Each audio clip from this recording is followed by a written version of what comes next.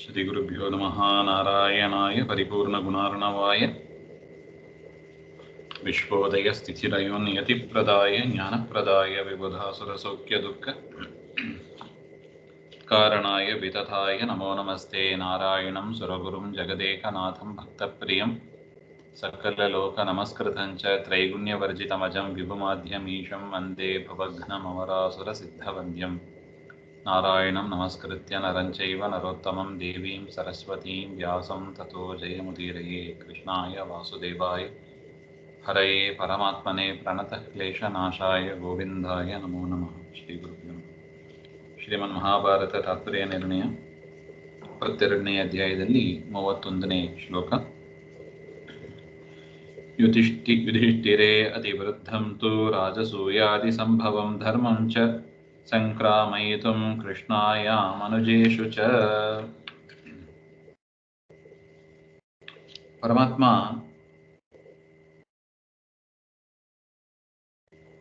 ತಾನು ಹೇಳಿಕೊಂಡ ಆ ಜೂಜಾಟ ನಡೆಯುವಾಗ ನಾನು ಅಲ್ಲಿ ಇದ್ದಿಲ್ಲ, ನಾನು ಸಾಲ್ವನ ಜೊತೆಗೆ ಯುದ್ಧಕ್ಕೆ ಹೋಗ್ಬಿಟ್ಟೆ ಹಾಗೆ ಅಂತ. ಅದರ ಮೇಲೆ ಆಚಾರ್ಯರು ವಿಚಾರವನ್ನು ತೆಗೆದಿದ್ದಾರೆ. ಅಂದ್ರೆ ಪರಮಾತ್ಮ ಎಲ್ಲಿದ್ರೂ ಕೂಡ ಸರ್ವವ್ಯಾಪ್ತ ಅವನು. ಅದರಿಂದ ಪರಮಾತ್ಮನ ನಿಯಮಕ್ಕೆ ಒಳಪಡದೆ ಯಾವ ವಿಚಾರವು, ಅದು ಜಡದಲ್ಲಾಗಲಿ ಚೇತನದಲ್ಲಾಗಲಿ, ಪರಮಾತ್ಮನ ಇಚ್ಛೆ ಇಲ್ಲದೆ ಯಾವುದೂ ನಡೆಯೋದಿಲ್ಲ. ಜಡದಲ್ಲೇ ಆ ರೀತಿ ಅಂತ ಹೇಳಿದ ಮೇಲೆ ಇನ್ನು ಚೇತನರಲ್ಲಿ ಪರಮಾತ್ಮನ ಒಂದು ಅನುಗ್ರಹ ಇಲ್ಲದೆ ಯಾವ ಕೆಲಸವೂ ಆಗೋದಿಲ್ಲ ಅಂತ ಹೇಳ್ಬೇಕಾಗಿಲ್ಲ. ಆದರೂ ಕೂಡ ಪರಮಾತ್ಮ ಸರ್ವ ನಿಯಾಮಕನಾಗಿ ಇದ್ರೂ ಕೂಡ ಆ ಮಾತನ್ನ ಯಾಕೆ ಆಡಿದ ಯುಧಿಷ್ಠಿರನ ಹತ್ರ? ಹಾಗೆ ಅಂದ್ರೆ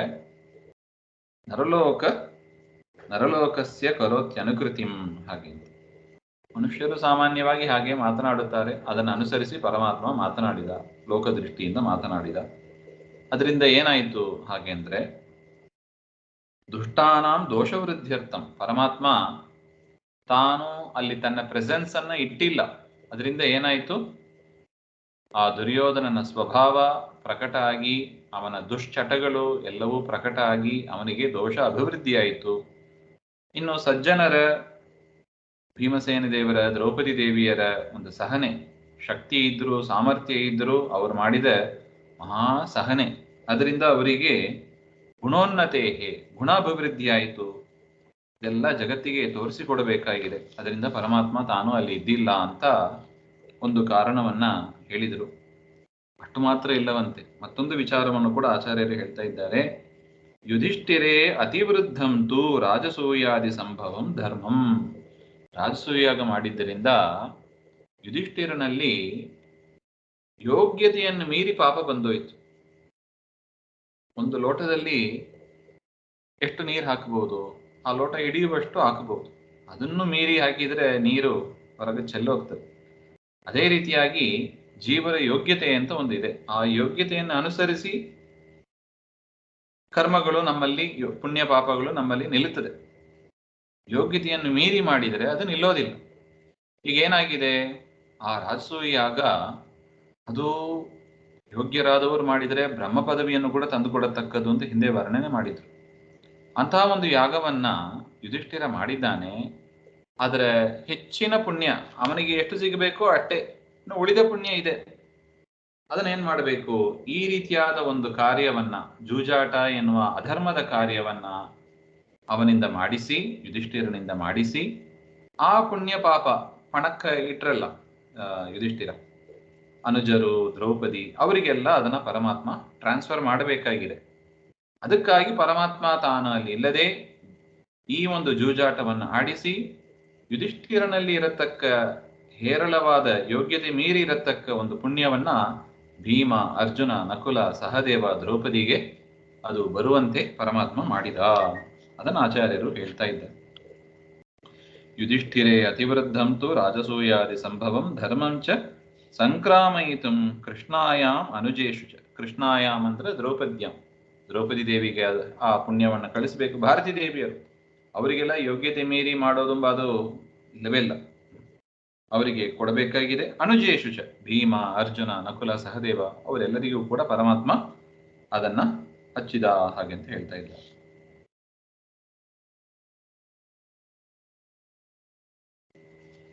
ಯೋಗ್ಯತಾ ಕ್ರಮತೋ ವಿಷ್ಣು ಇಚ್ಛೆಯ ಇತ್ತಂ ಅಚೀಕೃಪತ್ ಏದಮಾನ ದ್ವಿಟ್ ಇತ್ಯೇವ ವಿಷ್ಣೋರ್ನಾಮ ಹಿ ವೈದಿಕಂ.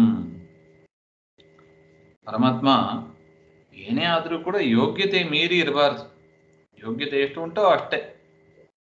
ಅದು ಸಜ್ಜನರಾಗಲಿ ದುಷ್ಟರಾಗಲಿ ಅವರವರ ಯೋಗ್ಯತೆ ನೋಡಿಕೊಂಡು ಕೆಲಸವನ್ನು ಮಾಡಬೇಕು. ದೇವತೆಗಳಿಗೆ ಯೋಗ್ಯತೆಯನ್ನು ಮೀರಿ ಮಾಡುವ ಒಂದು ಆಪರ್ಚುನಿಟಿ, ಅವಕಾಶವನ್ನು ಕೂಡ ದೇವರು ಕೊಟ್ಟು ಇಂತಹ ಪಾಪಕರ್ಮಗಳನ್ನು ಮಾಡಿಸಿ ಆ ಪುಣ್ಯವನ್ನು ತೆಗೆದಾಕ್ಬಿಡ್ತಾನೆ.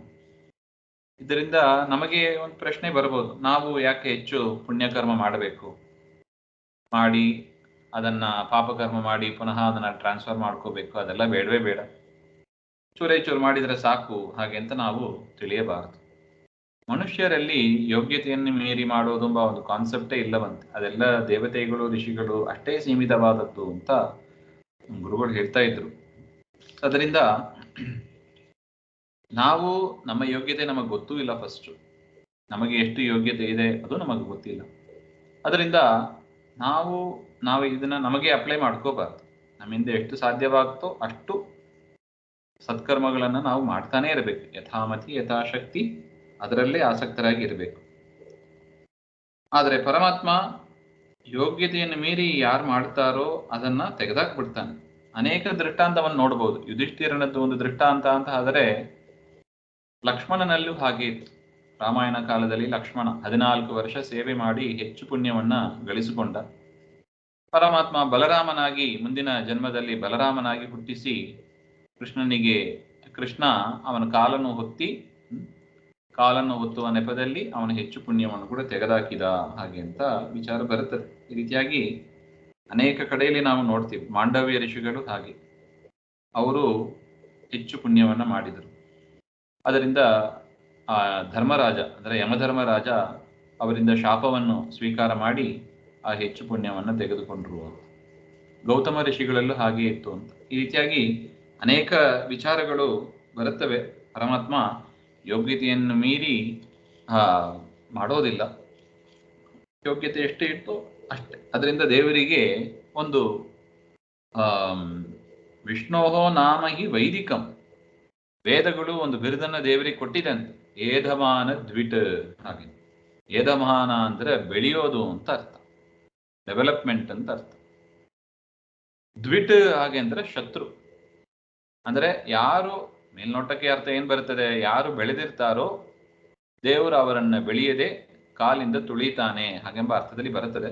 ಹಂಗ ಅರ್ಥ ಇಲ್ಲ ಅದಕ್ಕೆ. ಡೆವಲಪ್ಮೆಂಟೇ ದೇವರಿಗೆ ಇಷ್ಟ ಇಲ್ಲ ಅಂತ ಅಲ್ಲ. ಹಾಗಂದ್ರೆ ಜಗತ್ತನ್ನೇ ಸೃಷ್ಟಿ ಮಾಡಬೇಕಾಗಿಲ್ಲ. ಎಲ್ಲರೂ ಡೆವಲಪ್ ಆಗಬೇಕು. ಪಾಪ ಪುಣ್ಯಗಳು ಅವರ ಯೋಗ್ಯತೆ ತಕ್ಕಂತೆ ಪುಣ್ಯ ಡೆವಲಪ್ ಆಗಬೇಕು ಅಂತಾನೆ ಜಗತ್ತನ್ನು ಸೃಷ್ಟಿ ಮಾಡಿರೋರು ದೇವರು. ಆದರೆ ಯೋಗ್ಯತೆಯನ್ನು ಮೀರಿ ಯಾರು ಪುಣ್ಯ ಮಾಡಿರ್ತಾರೋ ಅದನ್ನ ದೇವರು ತೆಗೆದಾಕ್ತಾನೆ. ಅದರಿಂದ ದೇವರಿಗೆ ಏಧಮಾನ ದ್ವಿಟ್ ಅಂತ ಒಂದು ಹೆಸರಿದೆ. ಅದರಿಂದ ಯೋಗ್ಯತೆಯನ್ನು ಮೀರಿ ಯಾರು ಮಾಡಿರ್ತಾರೋ ಅದನ್ನ ತೆಗೆದಾಕ್ತಾನೆ ಅಂತ ವೇದದ ಅಭಿಪ್ರಾಯ, ಆ ಹೆಸರಿನ ಅಭಿಪ್ರಾಯ. ಋಕ್ ಸಂಹಿತಾದಲ್ಲಿ ಬರತಕ್ಕ ಒಂದು ಮಂತ್ರದಲ್ಲಿ ಬರತಕ್ಕ ಹೆಸರದು. ಆ ಪರಿಸ್ಥಿತಿ ಅದು ಒಂದು ಕಾರಣ. ಕೃಷ್ಣ ಯಾಕೆ ಈ ಜೂಜಾಟ ಮಾಡಿಸಿದ ಯುಧಿಷ್ಠಿರನಿಂದ ಹಾಗೆ ಅಂದ್ರೆ ಇದು ಒಂದು ಕಾರಣ. ಸ್ವಯೋಗ್ಯತಾಯಾ ಅಧಿಕಂ ಧರ್ಮಜ್ಞಾನಾದಿಜಂ ಚ ಫಲಂ ಭೀಷ್ಮದ್ರೋಣ ಅಂಬಿಕೆಯಾದೇಹೆ ಪಾರ್ಥೇಶ್ವೇವ ನಿಧಾಪಿತು. ಅಷ್ಟು ಮಾತ್ರ ಅಲ್ಲ, ಇದು ಬರೀ ಯುಧಿಷ್ಠಿರನನ್ನು ಮಾತ್ರ ಟಾರ್ಗೆಟ್ ಆಗಿ ಮಾಡಿದ್ರು ಅಂತ ತಿಳಿಯಬೇಡಿ ಅಂತಾರೆ ಆಚಾರ್ಯರು. ಭೀಷ್ಮ, ದ್ರೋಣ, ಧೃತರಾಷ್ಟ್ರ ಎಲ್ಲರದು ಇದೆ. ಎಲ್ಲರದು ಪುಣ್ಯ ಏನಾಯ್ತು, ಪಾಂಡವರಿಗೆ ಬಂತು. ಯಾಕೆ? ಇಂತಹ ಒಂದು ಹೀನಾಯವಾದ ಕೆಲಸ ನಡೀತಾ ಇರುವಾಗ ಅವರು ಪ್ರತಿಭಟನೆ ಮಾಡಬೇಕಾಗಿತ್ತು. ಪ್ರತಿಭಟನೆ ಮಾಡದೆ ಸುಮ್ಮನೆ ಕೂತಿದ್ರು. ದ್ರೌಪದಿ ದೇವಿ ಕೇಳ್ತಾಳೆ, ಇದು ವೃದ್ಧರ ಸಭೆ, ಇದು ವೃದ್ಧರು ಇರತಕ್ಕ ಸಭೆ, ನೀವೆಲ್ಲ ಸುಮ್ಮನೆ ಇದ್ರಲ್ಲ ಹಾಗೆ ಅಂದ್ರೆ ಯುಧಿಷ್ಠಿರನನ್ನ ಹೋಗಿ ಕೇಳಿ ಹಾಗೆ ಅಂತ ಭೀಷ್ಮರು ಹೇಳ್ಬಿಟ್ರು. ಅದರಿಂದ ಅವರಲ್ಲಿ ಏನಾಗಿತ್ತು, ಅವರಲ್ಲೂ ಕೂಡ ಹೆಚ್ಚು ಪುಣ್ಯ ಇತ್ತು ಅಂತ ಹೇಳ್ತಾ ಇದ್ದಾರೆ. ಪಾಂಡವ ಪಕ್ಷಪಾತಸ್ಯ ತೈಹಿ ಅಕೃತತ್ವಾತ್, ಪಾಂಡವರ ಪಕ್ಷವನ್ನ ವಹಿಸದೇ ಇದ್ದದ್ದಕ್ಕೆ ಇಂಥ ಒಂದು ಅನರ್ಥ ಆಯಿತು ಅವರಿಗೆ ಅಂತ ಹೇಳ್ತಾರೆ. ಯಾರಿಗೆ? ಭೀಷ್ಮ, ದ್ರೋಣ, ಧೃತರಾಷ್ಟ್ರ ಅವರಿಗೆಲ್ಲ. ಅವರಲ್ಲಿ ಇದ್ದ ಧರ್ಮ, ಜ್ಞಾನ ಅದೆಲ್ಲವೂ ಕೂಡ ಅವರಿಗೆ ಎಷ್ಟು ಯೋಗ್ಯತೆ ಇರಬೇಕೋ ಅಷ್ಟು ಮಿಕ್ಕಿದ್ದು ಪಾಂಡವರಿಗೆ ಬಂತು. ಈಗ ಪ್ರಶ್ನೆ ಬಂತು, ಪಾಂಡವರಿಗೆ ಮತ್ತೆ ಯೋಗ್ಯತೆಯನ್ನು ಮೀರಿ ಆಗೋದು ಅಂತ ಇಲ್ಲವಾ ಹಾಗೆ ಅಂತ ಹೇಳಿದರೆ, ಭೀಮರಿದ್ದಾರೆ ನೋಡಿ, ಅವರಿಗೆ ಯೋಗ್ಯತೆ ಮೀರಿ ಆಗೋದು ಅದು ಇಲ್ಲವೇ ಇಲ್ಲವಂತೆ. ಎಷ್ಟು ಕೊಟ್ಟರೂ ಕೂಡ ಅದನ್ನು ಸಮರ್ಥನೆ, ಅದನ್ನು ಜೀರ್ಣ ಮಾಡಿಸಿಕೊಳ್ಳುವ ಒಂದು ಸಾಮರ್ಥ್ಯ ಇದೆ ಅವರಿಗೆ. ಯೋಗ್ಯತೆ ಮೀರಿ ಆಗೋದು ಅದು ಇಲ್ಲವೇ ಇಲ್ಲ ಭೀಮನಿಗಾಗಲಿ ಭಾರತೀ ದೇವಿಗಾಗಲಿ ದ್ರೌಪದಿ ದೇವಿಗೆ ಆ ವಿಷಯನೇ ಇರೋದಿಲ್ಲ. ಅದರಿಂದ ಪರಮಾತ್ಮ ಅವರಿಗೆ ಅದನ್ನೆಲ್ಲ ಟ್ರಾನ್ಸ್ಫರ್ ಮಾಡ್ತಾ ಇದ್ದಾನೆ.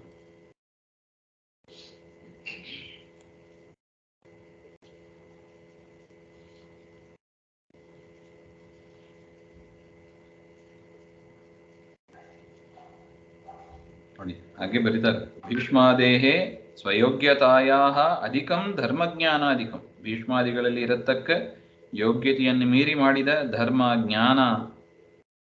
ಭೀಷ್ಮರ ವ್ರತ ನೋಡಿ, ಎಂಥ ಒಂದು ಬ್ರಹ್ಮಚರ್ಯ ವ್ರತ. ಅದರಿಂದೆಲ್ಲ ಬಹಳ ಪುಣ್ಯ ಬಂದ್ಬಿಟ್ಟಿದೆ ಅವರಿಗೆ. ಅದು ಯೋಗ್ಯತೆ ಮೀರಿ ಆಗಿದೆ. ಅದನ್ನೆಲ್ಲ ಪಾರ್ಥೇಶು, ಪಾಂಡವರಲ್ಲಿ ತರಿಸುವುದಕ್ಕಾಗಿ, ಮತ್ತು ಪಾಂಡವರ ಪಕ್ಷಪಾತವನ್ನು ಅವರು ಮಾಡಲೇ ಇಲ್ಲ. ಅವರು ಆ ಸಭೆಯಲ್ಲಿ ಪಾಂಡವರಿಗೆ ವೋಟ್ ಹಾಕ್ಲಿಲ್ಲ, ಸಪೋರ್ಟ್ ಮಾಡಲಿಲ್ಲ. ನೋಡಿ, ಅದೇ ಇದು ನಮಗೂ ಕಳಿಸುವ ಒಂದು ಪಾಠ. ಒಂದು ಮನೆಯಲ್ಲಿ ಧರ್ಮದ ಕಾರ್ಯ ಅಧರ್ಮದ ಕಾರ್ಯ ಆದಾಗ ನಾವು ಯಾವುದಕ್ಕೆ ವೋಟ್ ಹಾಕಬೇಕು? ಧರ್ಮದ ಕಾರ್ಯಕ್ಕೆ ವೋಟ್ ಹಾಕಬೇಕು. ಧರ್ಮ ಮಾಡುವವರಿಗೆ ಸಪೋರ್ಟ್ ಮಾಡಬೇಕು. ಧರ್ಮ ಮಾಡುವವರಿಗೆ ಸಪೋರ್ಟ್ ಮಾಡಿಲ್ಲ ಅಂದ್ರೆ ಮಾಡಿದೇ ಚಾರು ಚೂರು ಪುಣ್ಯ, ಅದು ಹೊಟ್ಟೋಗ್ಬಿಡುತ್ತದೆ. ಅದರಿಂದ ಧರ್ಮಕ್ಕೆ ವಿರುದ್ಧ ಹೋಗಬೇಡಿ ಅಂತಾರೆ ಎಂದಿಗೂ. ಧರ್ಮದಲ್ಲಿ ಅದು ಮಾಡದೇ ಹೋದರೆ ಇರುವ ಪುಣ್ಯವೂ ಕೂಡ ಹೊಟ್ಟೋಗ್ತದೆ ಎಂಬುದಕ್ಕೆ ಇದೇ ಸಾಕ್ಷಿ. ಪಾರ್ಥೇಶ್ವೇವ ನಿಧಾಪಿತುಂ ಪುನಶ್ಚ ಪಾಪ ವೃದ್ಧ್ಯರ್ಥಂ ಅಜೋ ದುರ್ಯೋಧನಾದಿಷು ವ್ಯಾಸೋ ಅಂಬಿಕಾಸುತಂ ಪ್ರಾಹ ಪಾರ್ಥ ಮೇ ಅಭ್ಯಧಿಕಂ ಪ್ರಿಯಾಃ ತೇಷಾಂ ಪ್ರವಾಸನಂ ಚೈವ ಪ್ರಿಯಂ ನ ಮಮ ಸರ್ವಥಾ.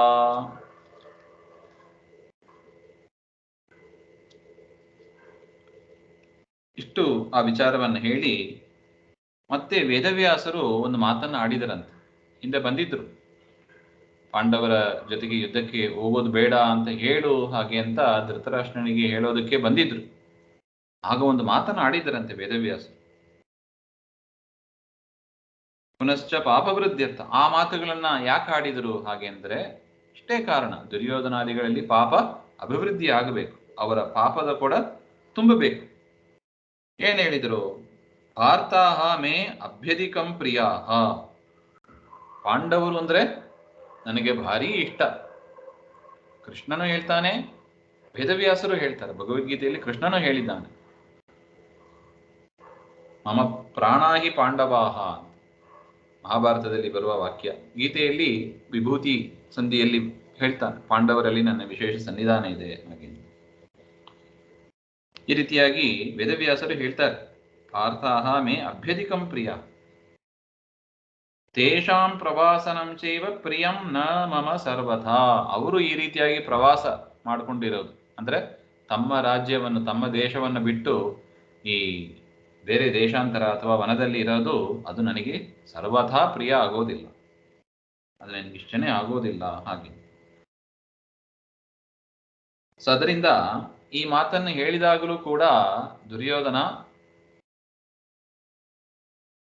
ಪಾಂಡವರಿಗೆ ರಾಜ್ಯವನ್ನು ಕೊಟ್ಟಿಲ್ಲ. ಅದರಿಂದ ಏನಾಯಿತು? ಇನ್ನಷ್ಟು ಪಾಪ ಅವರಿಗೆ ಜಾಸ್ತಿ ಆಯಿತು. ನೋಡಿ ಬರೀತಾರೆ, ಸ್ವ ಆಜ್ಞಾ ಉಲ್ಲಂಘನೇನ ಪಾಪವೃದ್ಧ್ಯರ್ಥಂ ಅಂತ ಬರೀತಾರೆ. ಪರಮಾತ್ಮನ ಆಜ್ಞೆಯನ್ನ ಉಲ್ಲಂಘನ ಮಾಡುವುದು ಅದು ಕೂಡ ಒಂದು ಪಾಪ ಸಾಧನೆ, ಅದನ್ನು ಮಾಡಬಾರದು ಅಂತ. ನಾವು ಮಾಡ್ತೀವಲ್ಲ ಹಾಗೆ ಅಂದ್ರೆ, ದೇವರು ಹೇಳಿದ್ದಾನೆ, ಅಹರಹ ಸಂಧ್ಯಾಂ ಉಪಾಸೀತ, ಹೊತ್ತೊತ್ತಿಗೆ ಸಂಧ್ಯಾವಂದನೆ ಮಾಡಿ, ದೇವರ ಪೂಜೆ, ಸಂಧ್ಯಾವಂದನೆ, ಪಾಠ ಪ್ರವಚನ ಇದರಲ್ಲಿ ತೊಡಗಿಸಿಕೊಳ್ಳಿ, ಧರ್ಮವನ್ನು ಮಾಡ್ರಿ. ಶರೀರ ಬಿಟ್ಟ ಮೇಲೆ ನಮಗೆ ರಕ್ಷಣೆ ಮಾಡತಕ್ಕದ್ದು ಧರ್ಮವೇ. ಧರ್ಮ ಕಾರ್ಯಗಳನ್ನು ಮಾಡ್ರಿ ಹಾಗೆಂತ ಹೇಳಿದಾಗ ನಾವು ಮಾಡೋದೇ ಇಲ್ಲ. ಬೇಸಿಕ್ ಆಗಿ ಸಂಧ್ಯಾ ವಂದನೆಯನ್ನು ಮಾಡೋದಿಲ್ಲ. ಅದರಿಂದ ಏನಾಗ್ತದೆ, ನಮಗೆ ಪಾಪಗಳು ಬರುತ್ತದೆ. ಯಾಕೆ? ಪರಮಾತ್ಮನ ಆಜ್ಞೆಯನ್ನು ಉಲ್ಲಂಘನ ಮಾಡಿದ ಒಂದು ದೋಷ. ಅದನ್ನು ಇಲ್ಲಿ ಹೇಳ್ತಾ ಇದ್ದಾರೆ. ಪುನಶ್ಚ ಪಾಪವೃದ್ಧ್ಯರ್ಥಂ ಅಜೋ ದುರ್ಯೋಧನಾದಿಷು ವ್ಯಾಸೋ ಅಂಬಿಕಾಸುತಂ ಪ್ರಾಹ ಪಾರ್ಥಾಮೇ ಅಭ್ಯಧಿಕಂ ಪ್ರಿಯಾಃ ತೇಷಾಂ ಪ್ರವಾಸನಂ ಚೈವ ಪ್ರಿಯಂ ನ ಮಮ ಸರ್ವದಾ ಇತಿ ದುರ್ಯೋಧನಾಧೀನಾಂ ಪಾಪವೃದ್ಧ್ಯರ್ಥಮೇವ ಸಹ ಪ್ರಿಯ ಇತ್ಯೇವ ಕಥನಾತ್ ಪಾಂಡವಾನಾಂ ಶುಭೋನ್ನತೆ. ಈ ರೀತಿಯಾಗಿ ವೇದವ್ಯಾಸರ ಒಂದು ಸ್ಟೇಟ್ಮೆಂಟ್ ಹೇಳಿದ್ದಕ್ಕೆ ಪಾಂಡವರ ಪುಣ್ಯ ಅಭಿವೃದ್ಧಿ ಆಗೋಯ್ತು. ಆಜ್ಞೆಯನ್ನ ಮೀರಿದ್ದಕ್ಕೆ ದುರ್ಯೋಧನಾದಿಗಳಿಗೆ ಪಾಪ ಬೆಳೆಯಿತು. ಪರಮಾತ್ಮ ಸ್ತೋತ್ರ ಮಾಡಿದ ಅಂದ್ರೆ ಏನು? ಅವರ ಗುಣಗಳನ್ನ ಮೆಚ್ಚಿದ. ಅಷ್ಟು ಮೆಚ್ಚಿ ಆ ಮಾತನ್ನು ಹೇಳಿದ್ದಕ್ಕೆ ಪಾಂಡವರ ಪುಣ್ಯ ಬೆಳೆಯಿತು ಅಂತ. ಪಾಂಡವಾನ ಶುಭೋನ್ನತೆ, ಕೀರ್ತಿಯಾದಿಗಳು ಬೆಳೆಯಿತು. ವೇದವ್ಯಾಸರ ಬಾಯಿಂದ ಅಂತಹ ಮಾತು ಬರಬೇಕಂದ್ರೆ ಆ ಪಾಂಡವರು ಪರಮಾತ್ಮ ಕೊಟ್ಟ ಸರ್ಟಿಫಿಕೇಟ್ ಇದು ನಾವೆಲ್ಲ ಗಮನಿಸಬೇಕಾದ್ದು. ಯಾರು ನಮಗೆ ಸರ್ಟಿಫಿಕೇಟ್ ಕೊಡಬೇಕು? ಆ ಆಚಾರ ಕೊಡಬೇಕು, ಇವ್ರು ಕೊಡಬೇಕು ಬೇಡ ಅಂತ. ಪರಮಾತ್ಮ ಕೊಡಬೇಕು ನಮಗೆ ಸರ್ಟಿಫಿಕೇಟ್. ಹೌದು, ಇವನು ನಿಜವಾದ ಹರಿದಾಸನಾಗಿದ್ದಾನೆ, ಮುಖ್ಯಪ್ರಾಣ ದೇವರು ಕೊಡಬೇಕು. ಅದು ನಮ್ದು ಗುರಿಯಾಗಿ ಇಟ್ಕೋಬೇಕು ಅಂತ ಆ ಒಂದು ವಿಷಯವನ್ನು ಕೂಡ ಮಹಾಭಾರತ ನಮಗೆ ಸೂಚನೆ ಮಾಡ್ತಾ ಇದೆ. ಮುಂದಿನ ವಿಚಾರ ಮತ್ತೆ ಸೇರಿದ ಶ್ರೀಮಧ್ವಾಂತರ್ಗತ ಶ್ರೀಕೃಷ್ಣ ಶ್ರೀಹರೇ.